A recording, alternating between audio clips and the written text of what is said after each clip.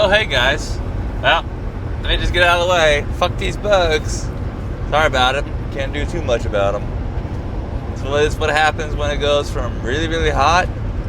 I'm up here in Montana, right? Really, really hot. Above average heat. Like, it was 90 degrees in 1900, for example, over there in Missoula. And so as soon as that sun goes down and starts cooling off, they all come out. They weren't really out at all yesterday. I had a few bugs, not like this, right? So this is gonna be more of like this, listen video. I mean, sure. I mean, I can't really record later anyway. It's just cause the fact that it's gonna be the hottest day ever in Billings. Well, at least in recorded history of 112. And if you never experienced 112, like, let's just say 105 plus, 100 plus, in dry heat. No, humidity is not worse. No.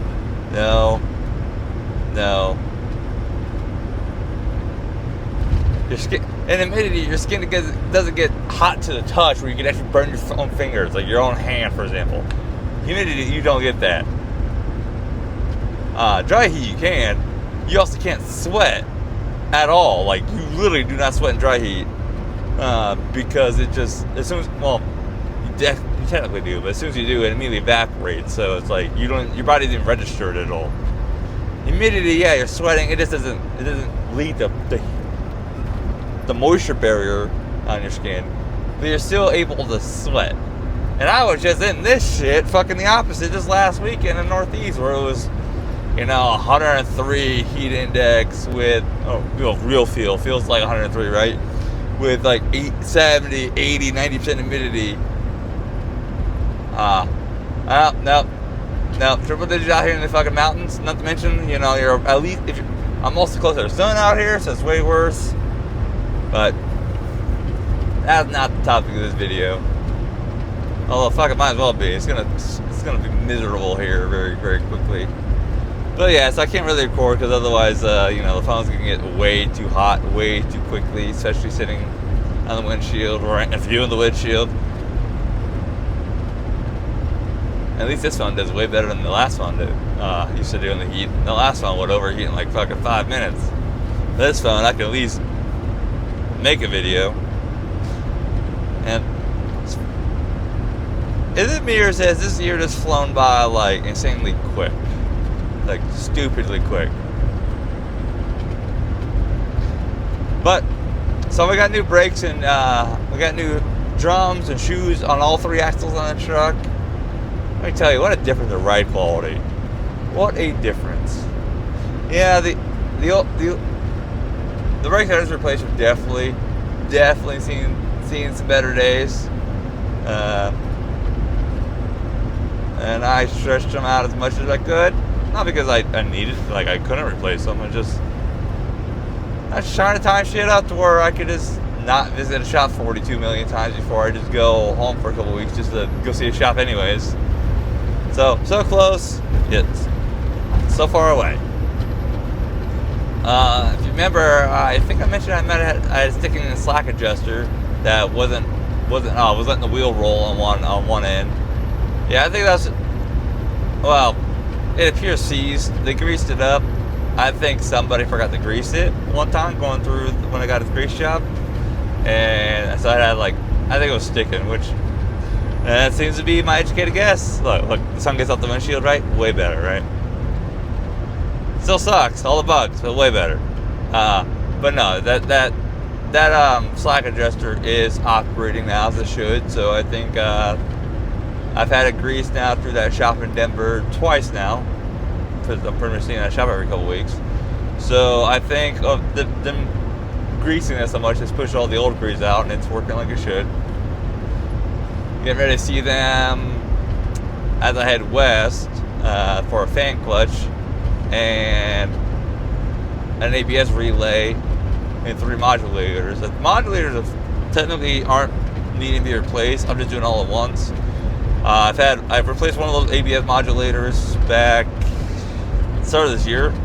I don't remember, between February and May. I think it's between February and March at some point. I could go look. I don't remember, but I had Dropbox where I keep all my service records. But So one's new, so I'm only gonna replace the other 3. Each one controls an end of the axle, right? So like the one I replace is the left rear, or left rear, or no, yeah, left rear. God, come on me, I'm still waking up. I've only been up for like 18 minutes. The ABS relay though, I tried to get that replaced. I was in the shop getting brakes, and they had to order it. It was going to be there for at least 2 to 3 days. So, and I called around myself too, a couple places, and yeah, nobody called. I couldn't find that fucking thing. So, whatever. They did me a solid though. They took, and I think they took a risk, but you know, it's not really a risk with me, but it is generally a risk on their end. They went ahead with the fan clutch. When I went through there, what did I go through there? Like the 7th? No, 9th? No, it'd been like the 7th. Yeah, 7th, 8th-ish. Yeah. I was there pretty much Monday through Wednesday, so whatever the fuck those days are. Alright. Second, the week after 4th of July. But they ordered the fan clutch, they ordered the ABS relay valve. That's that big valve that's just sticking on the exhaust port. And they couldn't get it. And then I was like, you know, while we're doing that, let's go ahead and order the 3 modulators. And speaking of that, you used to be able to order that, at least for Volvo. I don't know about the other ones. Probably the same thing, right? We used to be able to order that Volvo's the package, meaning the valve with the 2 modulators on it. Volvo no longer does that. It was a little bit cheaper that way too, which kind of fucking blows. I mean, I can find them online still, right? I can still find them online. Even Bendix. Problem is, I don't know. You have to know exactly what yours looks like, because it doesn't give you a part number. It gives you cross reference, but you good luck finding mine. You know, mine's the original. You ain't gonna find my part numbers or anything on that. The amount of, because that sits right underneath the fifth wheel. So on the jaw side, on the cross member, so there is all kinds of grease, all kinds of road grime, all kinds of just fucking filth on that. So good luck just finding that. But you gotta do them all at the same time, right? Well, the remaining 3. But they did. I asked them if they wanted money up front for those, and they said no. So they said as long as we're here, you know, when you say you're gonna be here. If it's too much longer after that, we might have to have a discussion. I'm like, okay, you know, no worries. So I'm excited to have a quiet fan again.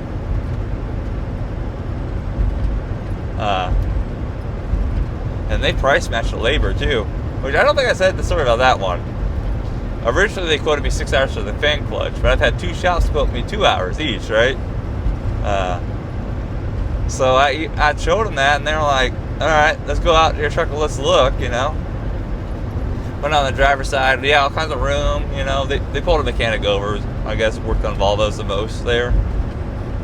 Whereas the most experienced Volvos. And he's like, yeah, there's quite a bit of room here. I mean, he's like, can we get to the fan, though? And he went to the other side.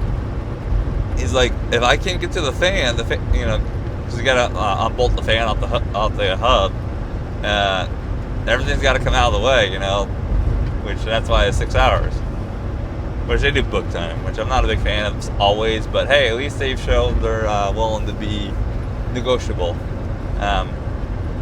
But he started spinning the fan blade, feeling to see if he can get to the bolt, and he's like, all right, yeah, this is doable in 2 hours.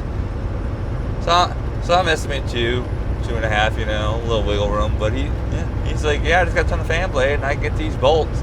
There's room. I mean, granted, he's standing in front of the steer tire over my air dog and stretching out to it, but, you know, while standing in front of the steer tire next to the air dog and stretching over. But he's like, yeah, there's room.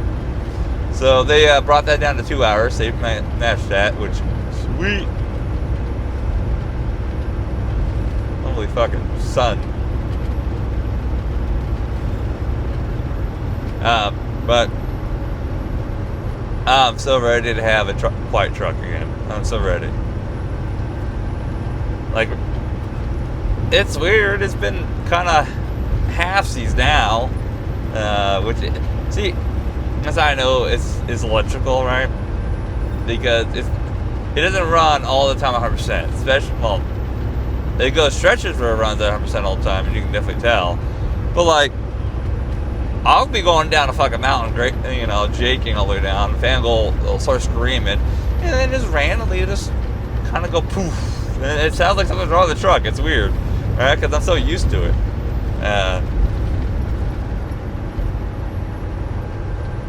Priorities what has got done now was, well, I was trying to get everything done at one time, mindset, but also it's like I had to order the fucking part and trying to find a window in the load to where it works.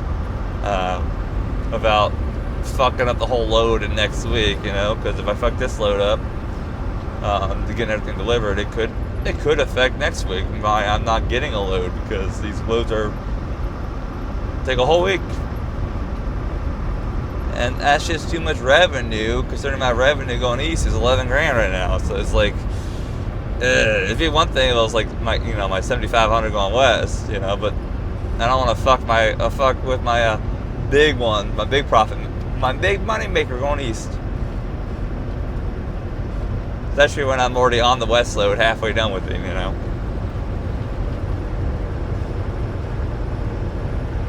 But I am gonna be buying some things when I'm home though here, because I'll probably be home around the middle of September.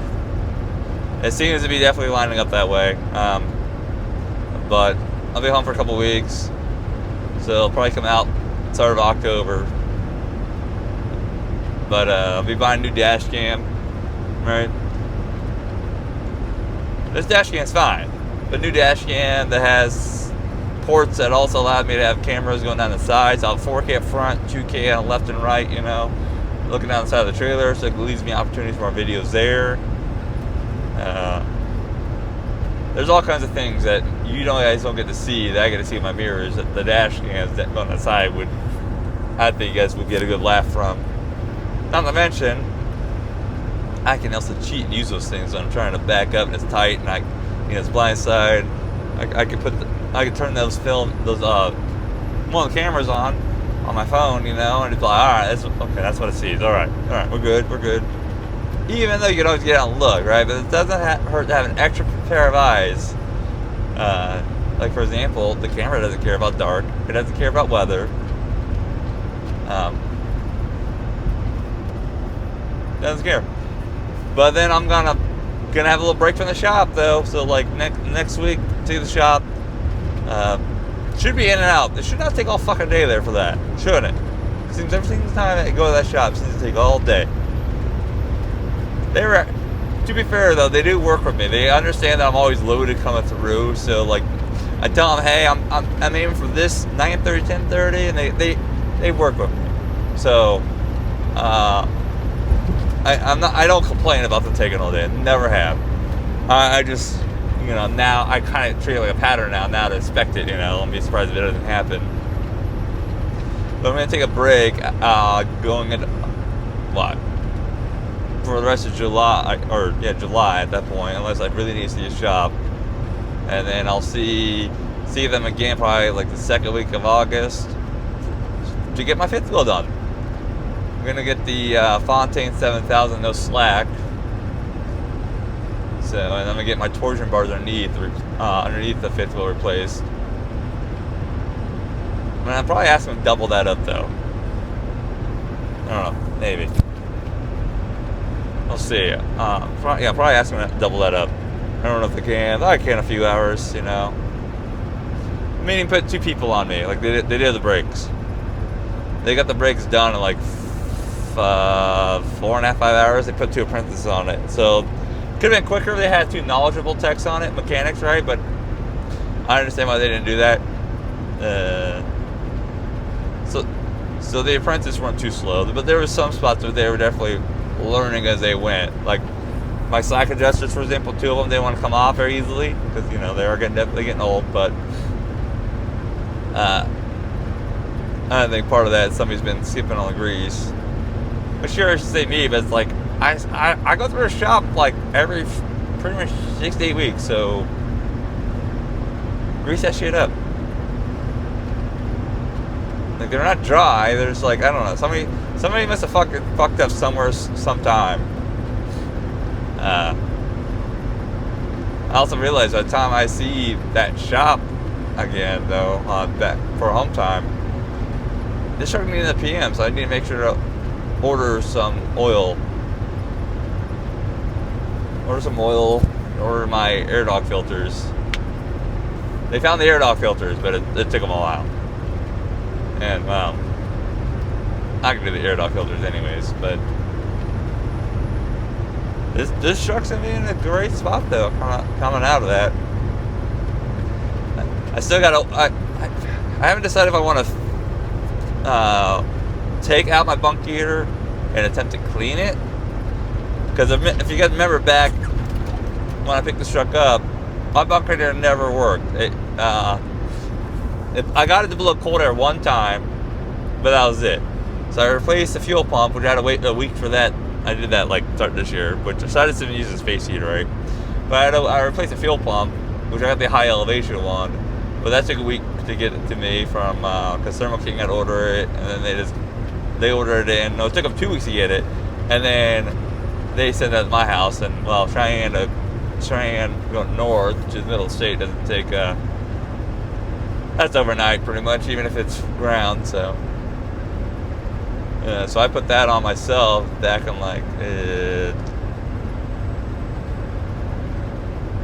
December, I believe. I think it was still December when I put it on because it was still pretty warm. So I got consistent blown cold air now. No heat, no flame, which tells me I probably need to take it out and clean it. But also at the same time, I'm like, should I just buy a new one? They're not exactly expensive, but just buy a new one. Take this one home, clean it next sometime, have a backup, you know. I don't know. I'm debating.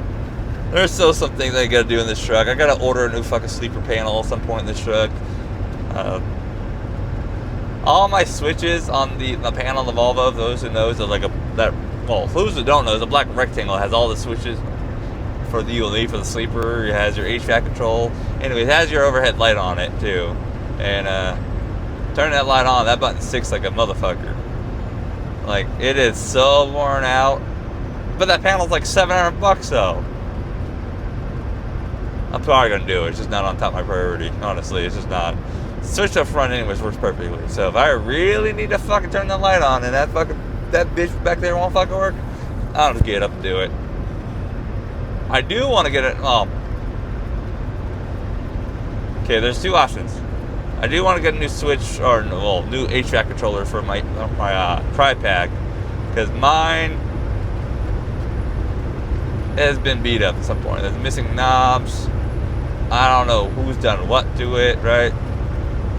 I don't even know how it fucking gets attaches to the cabinet or what it's on.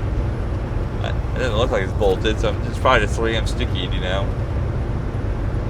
But I wonder if I can just get a new temp knob and just somehow straighten that knob, realign it. 68 degrees, for example, or whatever the fucking lowest one on the APU. Let's just say 68. That's right up top, right in the middle. That's where whoever had this truck before beat the shit out of it. Like, I don't know how the fuck it's so misaligned. 68 degrees should be all the way to the left, you know. All the way to the left is the heat, though. So make that make sense. Which, if this is set up like most Volvos are, that heat doesn't matter anyways, because Volvos don't use the tri-pack to control their bunk heater. They use the built-in sleeper panel because it's got a built-in bunk heat option, off, and then it's so. I don't know. I kind of like it. I kind of wish there was a faster way to turn it on and off though, without going through the menu settings. You hear the bugs. It's raining bugs on me again. But I also haven't decided I'm keeping this tri-pack because if I do, then I'm going to get an upgraded blower that almost triples the blower airflow from I don't know. I've seen it from 237 to 250 cubic feet a minute, right? CFM for OEM fan speed or air being moved. Well, anyways, there's a place I can order an upgraded filter that aftermarket, obviously.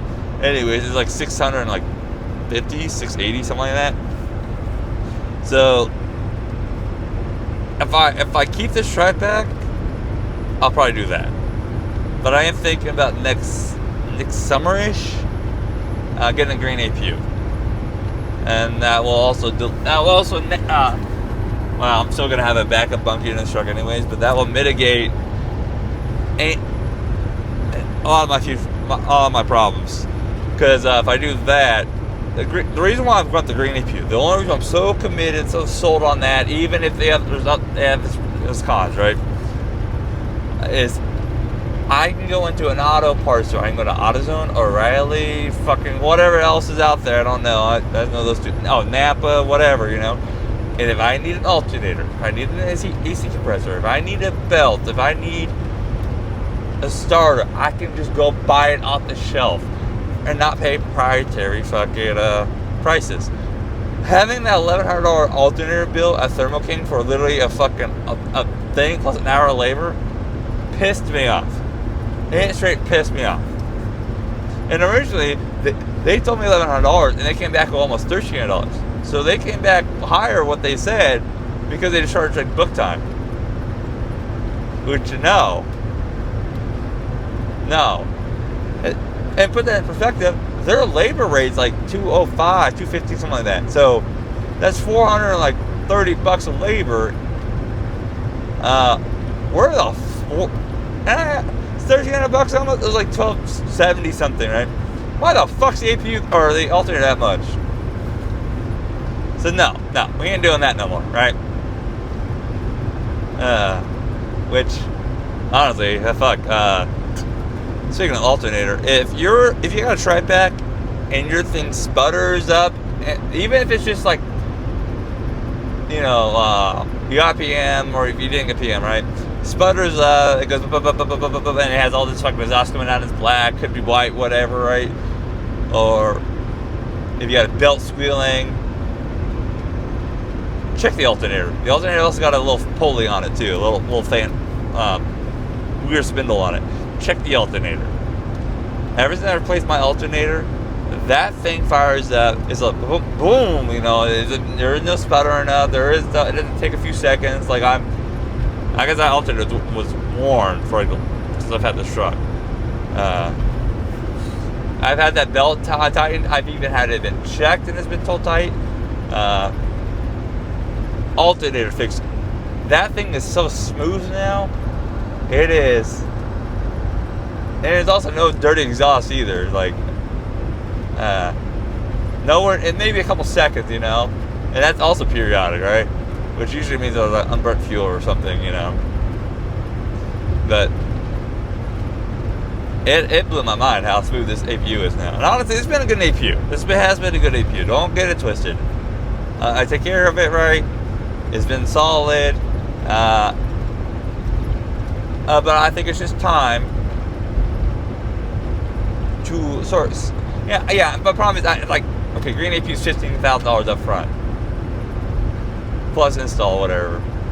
So, but I can get that done same day probably. So, kind of blows. But take that away.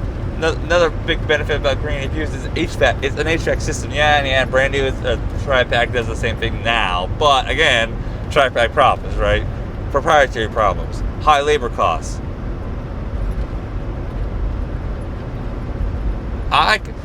So the green APU is Kabuto, so I could take that into any Kabuto shop. I could take that into literally any car shop, a small engine shop, you know.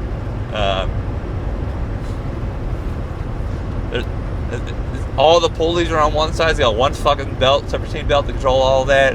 It's an HVAC system, so meaning I set a temp, and it automatically goes AC or heat, depending on the cab temp. So no more of this, you know, oh my god, it's 90, 80 degrees during the summertime, and then it's like fucking 40 degrees at night, and it's like just chilly enough. Or 70 degrees, 60 degrees, you know, when he parks, so the sun makes it a little warmer in here, so you got AC on, right? And then you wake up fucking freezing because it's like 30 degrees. Because that's a reality for the mountains out here. And it definitely is a reality. But so there is pros and cons, right? I'll probably end up doing the green APU. I just don't know if they have fixed it to where. So Green AP, as far as I know, you still have to put it in battery tender mode, which means you can charge your batteries out manually. You have to actually do it yourself through the system. They don't do it automatically. I'm hoping they changed that. I could easily reach out and ask them. But that's not that big of a deal. It'd probably be annoying, but I can get in the habit of doing that. Just like for example, I have to turn my EPU on every single time I stop. It's a standby, right? But if I have HVAC, actually have error, I have to turn it on. So it's not that big of a deal, right?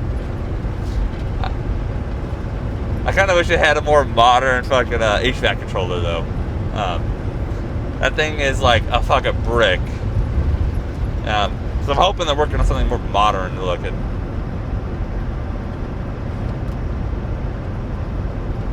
But not enough money I'm gonna be spending between now and October. But hey, I did get a quote for a clutch. I don't know if I remember saying this or not, but actuator, and that's $8,000 from the shop too. So, which I don't have any codes. I'm at 758,000. Don't have any codes. I do have okay. So my E-log tells me brake switch, but every once in a while I'll get it. When that code happens, my scanner tool will tell me clutch actuator year 1 and 2. But I mean, it's still able to shift. I'm still. It's weird. Every time that pops up, I hit the brakes and the pedal makes a loud, like, audible noise. All right. But I'm still able to shift. Like, there is no, like, I don't think the gear actuator or the clutch actuator is the actual problem. So I'll be probably looking at getting a new brake switch here. They do go out all the fucking time. All the time. And it's a cheap little fucking part, so it's just annoying. Very annoying. And God, I think you guys would really enjoy the view right now if it wasn't for fucking all these bugs. I mean, I slept on a ramp last night. Fuck, quiet as fuck. I heard like 2 trains. Quiet as fuck though. We're also gonna see fuel prices start going back up here. They already kind of did. Went up went up like, what? 29 cents, 7 cents, 5 cents, and I came down another 7 cents. So we're like, fuck, we're 34 cents. That's 4 days.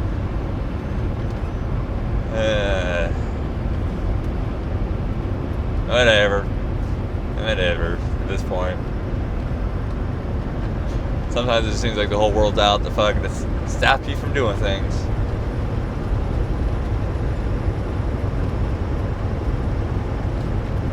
But you guys stay safe out there. Catch you next time. Bye.